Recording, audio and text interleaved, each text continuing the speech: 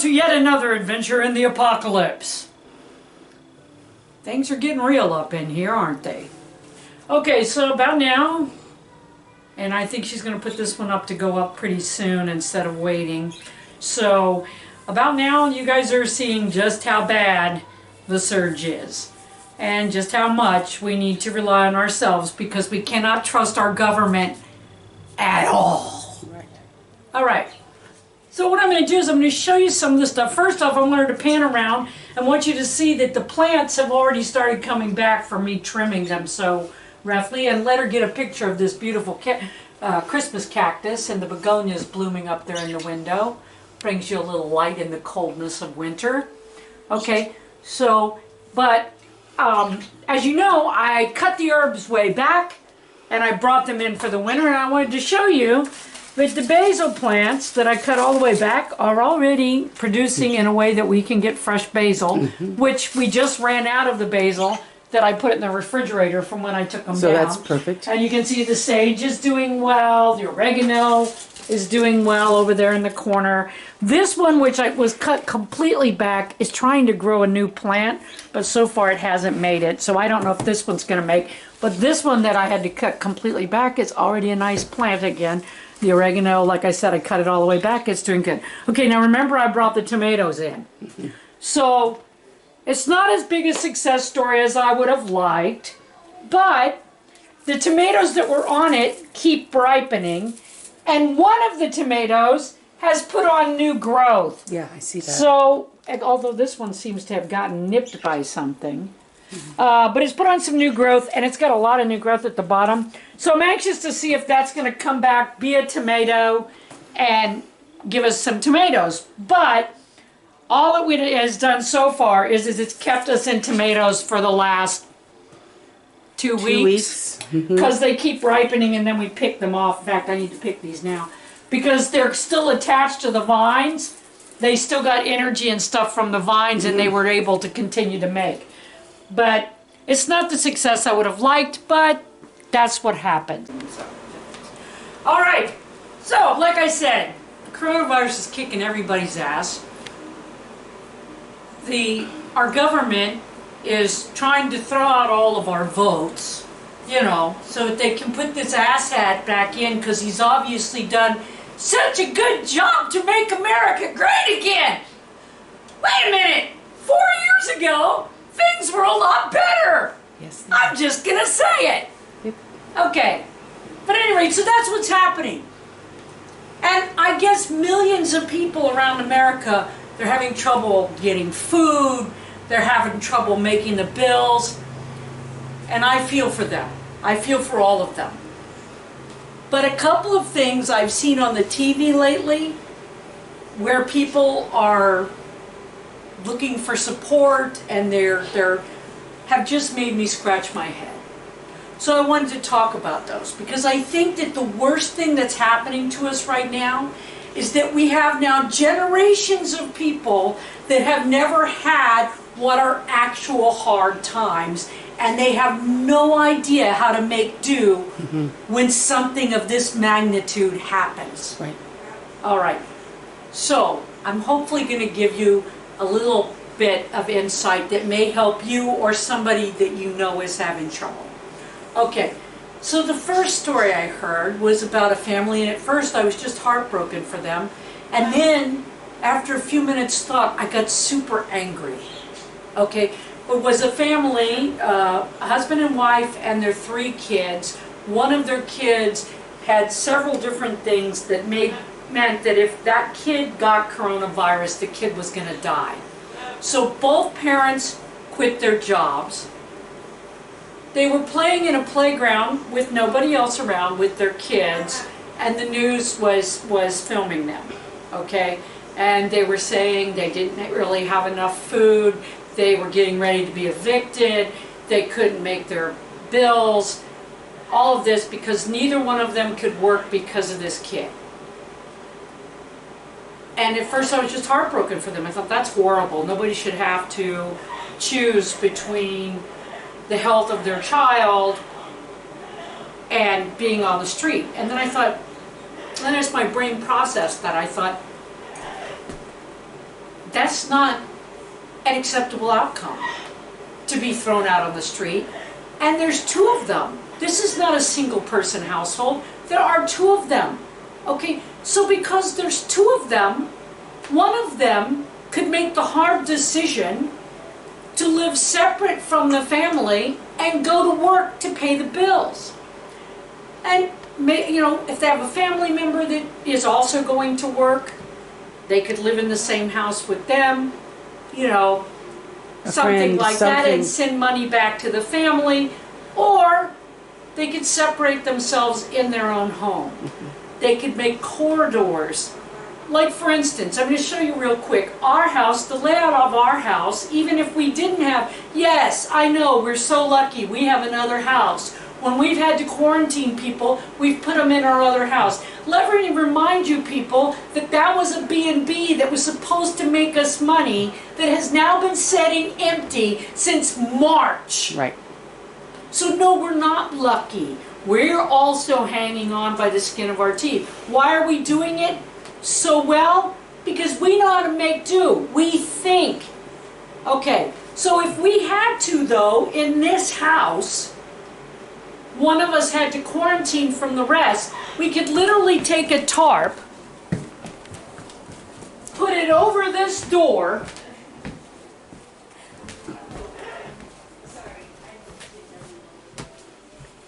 shut that bedroom door, and Mother and Lynn, if I was the one being quarantined, Mother and Lynn could stay here where they have access to the kitchen and push me food out, and I could live in the other house because we have separate heating systems. All right. So that's one thing. If you lived in an apartment, though, you could still do it. You could make corridors with Visqueen that go from the door to one room in the house. And the person in quarantine could go to that room. If you're worried about airflow, don't put them in the room that has the air return and filter in it. Put them in one of the other rooms. And if you're still worried about it, make them use a lot of blankets and dress warm and cover up the vent in their room. Although it shouldn't be a trouble if it's coming in. Blow in. All right. So these are the kinds of things you can do. So that one of you can work and support your family because you have a child that's so sick that it can't afford to get coronavirus. You can't have both of you not working because it's uncomfortable and not fun for the family. Right.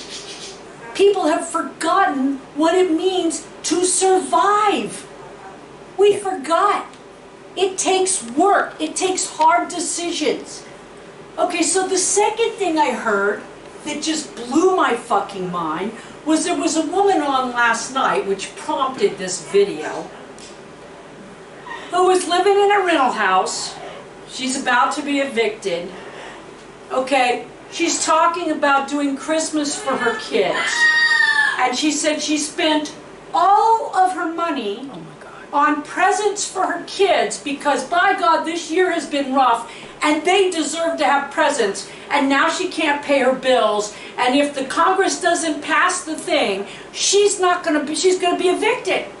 If they don't pass the stimulus bill and stop people from evicting people for no payment, she's going to be evicted. Buying your kids presents so they won't be depressed over Christmas is not as important as making sure there's food on the table and a roof over their heads. That is not a decision you make.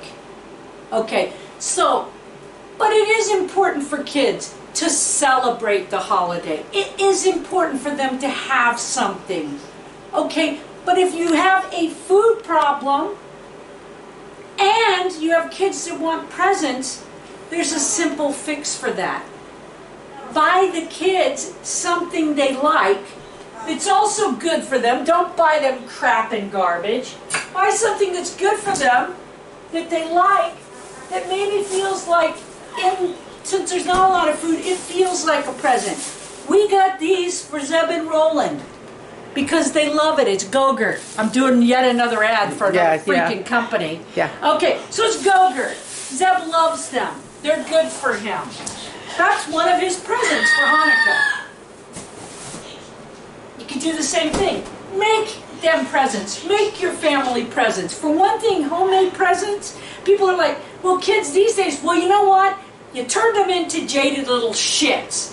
Now it's time to undo that. Undo that. It's not okay for them to be jaded little shits.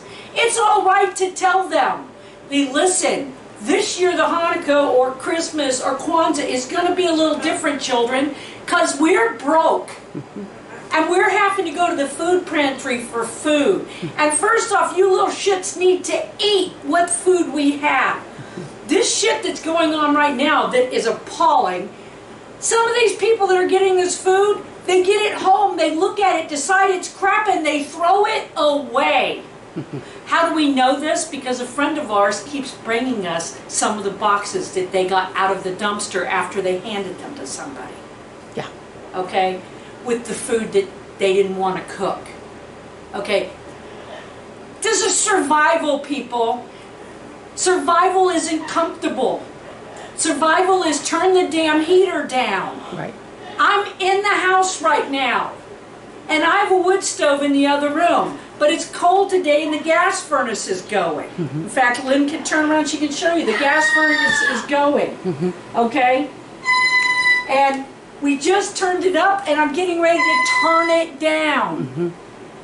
Why? Because I can't afford the damn gas bill. I have plenty of wood. It was really expensive wood too. So we're using that. That's what I'm talking about, people. It's not comfortable to get through something like this. Quit expecting that anybody's going to save you. Nobody, no help is coming. No help is coming. We have a small business. We're not making, we have 2 small businesses. Neither one of them are making any fucking money right now. Okay? But we got a roof over our head and we have food. Yes, we're so lucky. We have a garden. We're so lucky. We have livestock. As you have seen if you've been watching it, those things are a lot of work.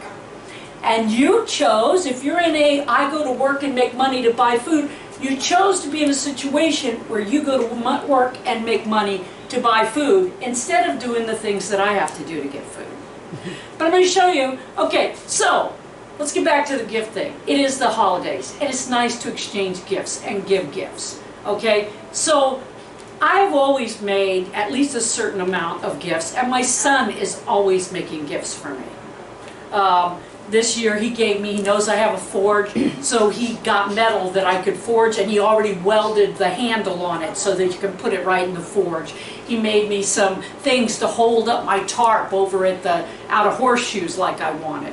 Things like that. He's always making gifts. I would rather have those any day of the week. But of course my son's a genius, and I'm sure your son's a stupid ass. So, No, but I'm going to show you. Okay, so some simple things. So, there's one right here. Okay, so every year, if you go to an Asian restaurant at all, they give you these little calendars, right? This is this year's. So, okay, and at the end of the year, people just throw them away, right? I don't. Because, as you know, I don't throw away much. Okay, but what I do is, and talk about doesn't take up any space. Because literally it rolls up and I can have dozens of them.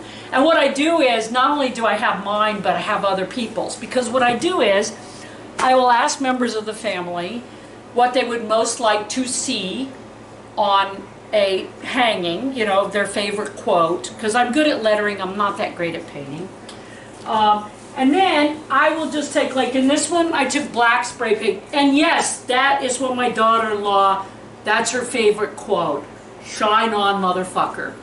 So, you have this very fancy thing that I made her. She can hang on the wall. Okay, I just sprayed black. On this one, I used black spray paint.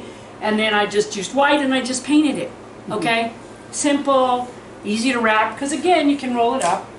I made this one for my sister, who's a lot more well, I don't know. It's a lot more spiritual. She wanted Let It Be. So I lettered it and then I painted around it. And again, this time I just covered it with white paint. So you got $1 cans of spray paint, and you're doing Actually, 2 or 3 of them. Okay, so that's one of the simple things you can do. And just use your imagination. What do you have? What do you have hanging around? I mean, and do some, or do some crafty thing where, you don't have to give the kids a present to You're make... in the dark. What? You don't have to give the kids a present. You don't have to give the kids a present. You don't have to give them some kind of crap that they're going to use for 10 seconds and then break and then throw away. Okay? You don't have to give them any present at all. You could do something with them. String popcorn for your tree. Oh, you can't afford a tree? Go out to the woods and cut one down when no one's looking. That's what we always used to do. Well, of course, we have property. But, yeah, go out to the woods, cut one down, and just, hang it up, Do a tree. A lot of you, most of you probably already have artificial trees. You'll probably already have ornaments. But take some time. String some cranberries. String some popcorn. Do something with the kids. Make some cookies. Okay? Everything that costs money isn't that great. Think about the Christmases past. Think about when you got your jaded little shit a present that you thought he would like, but it wasn't exactly what he wanted, and how he looked at it and went, oh, and walked away to go play Nintendo. Okay? How about you make some real memories with them? How about you tell them the truth about what's going on? That this is the hardest time in your life. Forget about their lives. And that you're doing the best that you can. And that you need everybody to step up and go into survival mode. Things aren't going to be the same this holiday season. Whoopty fucking shit. It's the middle of a pandemic. We literally have a man in the White House who's trying to destroy the democratic process. He's trying to throw out one of the only rights that we fucking have, which is the right to vote. Okay? We're in the middle of a shitstorm. It's not going to be the same. That doesn't mean it can't be good. We had one of the best Hanukkahs we've ever had. The best Hanukkah celebrations the first night. We had it in the blacksmith shop. We social distanced. We wore masks. We had a great big bonfire. Now I realize, once again, some of you are in apartments. Some of you are in houses. You don't have those kind of things for an option. Find something else. And just make a new tradition. Who knows, some of the traditions that we're going to make because of this may be things we want to keep from now on. I'm telling you right now, I'm loving the bonfire.